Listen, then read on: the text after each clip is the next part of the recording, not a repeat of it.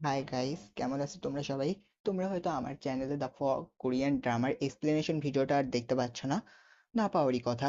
আমার চ্যানেল সহ আরো অনেক চ্যানেলেই নেটফ্লিক্স এটাকে রিমুভ করে দিয়েছে। তো আজকে আমি তোমাদেরকে ভিডিও ছাড়া অডিও এক্সপ্লেনেশন করে শোনাবো।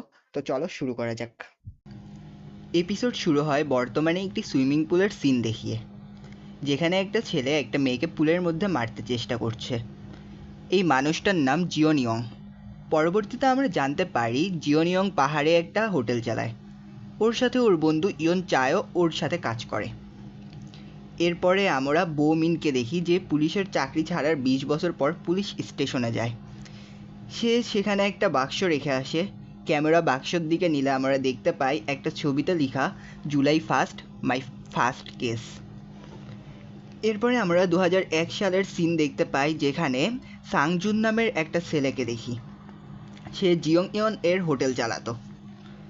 এরপর আবার আমরা বর্তমানে চলে আসি, যেখানে জিয়ং ইয়ং দেখতে পায় রাস্তার মাঝে একটি গাড়ির চাকা আটকে আছে। ওই গাড়িতে সং হা নামে একটি মেয়ে ও একটি বাচ্চা ছিল। জিয়ং ইয়ন তাদেরকে গাড়িতে সরাতে সাহায্য করে। এরপর জিয়ং ইয়ং হোটেলে গেলে দেখতে পায় সং হা তার হোটেলে থাকার জন্য যায়। দেখতে সং হা একটা রহস্যময় মেয়ে বলে মনে হয়। সং হা জিয়ং ইয়ং এর কাছে রেকর্ড প্লেয়ার শুনতে যায়, কিন্তু জিয়ং ইয়ং ওটা অনেক দিন চালায়নি, কেননা তার স্ত্রী ওটাকে হোটেলের বেসমেন্টে লক করে রেখেছিল। আবার আমরা অতীতে ফিরে যাই, যেখানে অনেক বৃষ্টি হচ্ছিল। যেখানে একটি গাড়িতে একটি ছেলেকে দেখতে পাই, যার গাড়ির তেল শেষ হয়ে যায়। ফলে সে সংজুন এর হোটেলের কাছে গাড়ি থামায়। সাংজুন বাইরেই দাঁড়িয়েছিল। সে লোকটাকে তার হোটেলে থাকার জন্য বলে। সাংজুন লোকটাকে 403 নম্বরের রুম দেয়। পরে আমরা বোমিনকে দেখতে পাই। সে নতুন নতুন পুলিশের চাকরি পায়। তখন তার কাছে একটা কল আসে, যেটা সাংজুনের স্ত্রী করেছিল। সে অনেক ঘাবড়ে ছিল বলে কিছু বলতে পারেনি। এরপরে আমরা সাংজুনের হোটেলের সামনে দেখতে পাই, যেখানে অনেক পুলিশ মিডিয়া ছিল। সাংজুন এর স্ত্রী এক জায়গায় ঘাবড়ে বসেছিল। সাংজুন এসব দেখে হোটেলে আসলে পুলিশ তাকে একটি ছেলের ছবি দেখায়। ছেলেটি সেই ছিল যাকে সে রাতে তার হোটেলে থাকতে দেয়। পুলিশ বলে ছেলেটি একটি মেয়েকে খুব খারাপভাবে খুন করেছে। এরপর আমরা বর্তমানে আসি, যেখানে জিয়ন ইয়ং দেখে সং হা একটা গাড়ির কাছে দাঁড়িয়ে সিগারেট খাচ্ছে। পরে সে হোটেলে গেলে টেবিলে একটা টাকার খাম ও চাবি দেখতে পায়, যেটা সং হা দিয়েছিল। পরে সে মিউজিক প্লেয়ার বন্ধ করার পর দেখতে পায় তার হাতে রক্ত লেগে আছে। সেই সাথে সে দেখতে পায় মিউজিক প্লেয়ার ওর ডিস্কেও রক্ত লেগে রয়েছে। ওটা দেখে ও ভয় পেয়ে যায় ও হোটেল থেকে দৌড়ে পালিয়ে যায়। এপিসোডের শুরুতে আমরা সং হার সাথে থাকা বাচ্চা ছেলেটিকে দেখতে পাই। বাচ্চাটির নাম হা সিয়ন। সে হোটেলের দরজা খুলে বাইরে যায়। হা সিয়ন খেলনা কুকুর নিয়ে বাইরে খেলছিল, এমন সময় সং হা তাকে ডাক দেয়। এরপর সিন পরিবর্তন হয়ে খাবার টেবিলে যায়। হা সিয়ন সং হাকে জিজ্ঞাসা করে তার বাবা কখন আসবে। তখন সং হা তাকে বলে, তুমি তোমার খাবার শেষ করো, তাহলেই তোমার বাবা চলে আসবে। এরপর আমরা ফ্ল্যাশব্যাকে চলে যাই। আমরা দেখতে পাই সং হা রক্তমাখা অবস্থায় সেই সিডিটি প্লে করছে। এরপর সে একটা ক্লিনিং ব্রাশ নিয়ে ওয়াশরুমে গিয়ে দরজা বন্ধ করে দেয়। এরপরে আমরা দেখি বমিনকে। সে একটা মেয়েকে খেলার মাঠ পর্যন্ত ড্রপ করে দিয়ে যায়। এরপরে দেখি বমিন গাড়ি নিয়ে একটা ম্যাপ দেখে এগিয়ে যায়। ম্যাপ দেখে গাড়ি চালানোর তো অবস্থায় সামনে হঠাৎ করে একটা গাড়ি চলে আসে। কোনোভাবে সে গাড়িটিকে সামলে নেয়। পরে আমরা দেখতে পাই সামনের গাড়িটি চালাচ্ছিল জিওনিয়ং। তারা যখন কথাবার্তা শেষ করে গাড়ির দিকে যাচ্ছিল, তখন জিওনিয়ং বমিনের গাড়িতে কিছু একটা খেয়াল করলো। সে বমিনকে কিছু একটা বলতে গিয়ে থেমে যায়। এটা বমিনও লক্ষ্য করে। এরপর জিওন ইয়ংকে একটা রুমে দেখতে পাই, যেখানে সে কিছু একটা খুঁজতেছিল। পরে সে ওয়াশরুমে যায়, সেখানে সে কিছু একটার গন্ধ পায়। ফলে সে ওয়াশরুমে খোঁজাখুঁজি করে একটা ক্লিনিং ব্রাশ খুঁজে পায়। এরপরে সিনে আমরা বমিনকে দেখতে পাই, সে আবারও পুলিশে জয়েন করে। এরপর দেখা যায় জিওন ইয়ং কম্পিউটারে কিছু একটা খুঁজছিল। হঠাৎ কিছু একটা দেখে সে চমকে যায়। সে আসলে একটি সিসিটিভির ফুটেজ দেখে ভয় পেয়েছিল, যেখানে দেখানো হয় সং হা একটা বড় লাগেজ তার গাড়ির ডিকিতে তুলছে। সে এই বিষয়টা নিয়ে অনেক কিছু ভাবতে শুরু করে। পরবর্তী সিনে আমরা দেখতে পাই সে হোটেলে সংহারদের রুমটি পরিষ্কার করছে। সে নিজেকে বলে যে সে এই ব্যাপারটা নিয়ে আর ভাববে না। অন্যান্য দিনের মতোই ওটাকে স্বাভাবিক দিন হিসেবেই নেবে। তারপর জিওন ইয়ং হোটেলের সংহার রুম থেকে বেডশিট টাওয়েল নিয়ে তার বন্ধুর লন্ড্রিতে যায়। এরপর তার বন্ধু দেখে 2টি টাওয়েল মিসিং। তাই জিওন ইয়ং আবার হোটেলে ফেরত আসে এবং টাওয়েল দুটি বারান্দায় চেয়ারের পেছন থেকে খুঁজে পায়। সে টাওয়েল দুটি নিয়ে বাইরে যাওয়ার সময় দরজার নক শুনতে পায় এবং বাইরে আমরা বমিনকে দেখতে পাই। তাই সে টাওয়েল দুটি পাশের একটা ঝুড়িতে রেখে দেয়। কিছুক্ষণ তারা কথা বলে এবং বমিন চলে যায়। এরপর জিওন ইয়ন মিউজিক ডিস্কটি বেসমেন্টে রেখে দরজা লক করে দেয়। এরপর আবার আমরা অতীতে চলে যাই, যেখানে দেখতে পাই সাংজুনের হোটেলের খুনের জন্য কাস্টমার আসতো না, তাই তারা অন্য কাজ করছে।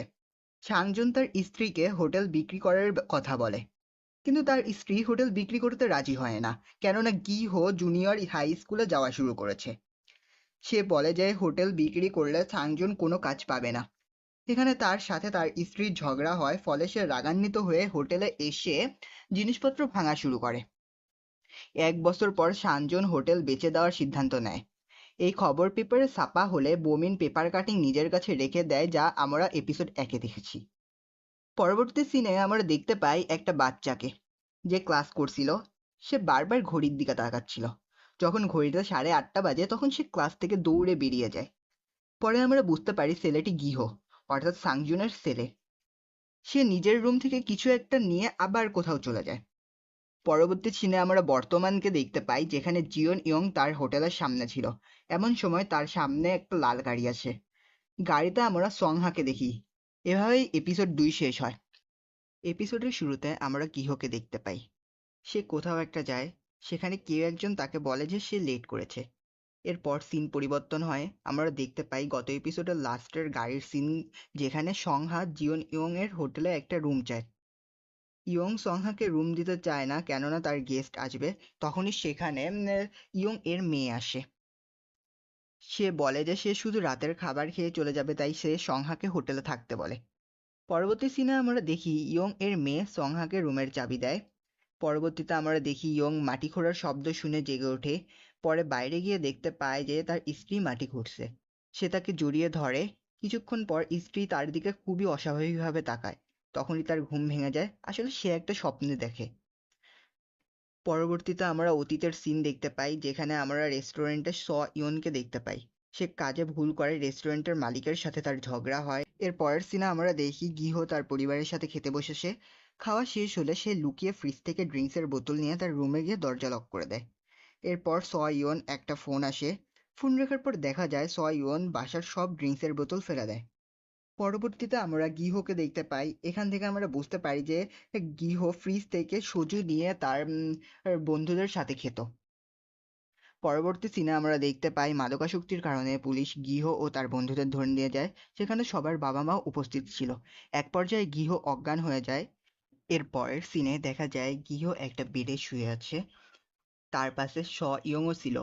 হঠাৎ করে স ইয়ং লক্ষ্য করে গিহোর হাতে মডার্ন মোটেল 9টা PM লেখা। পরের সিনে আমরা দেখতে পাই গিহো কোথাও যাওয়ার জন্য ঘর থেকে বেরোচ্ছে। সাংজুন তাকে আটকাতে গেলে স্বয়ং বাধা দেয়।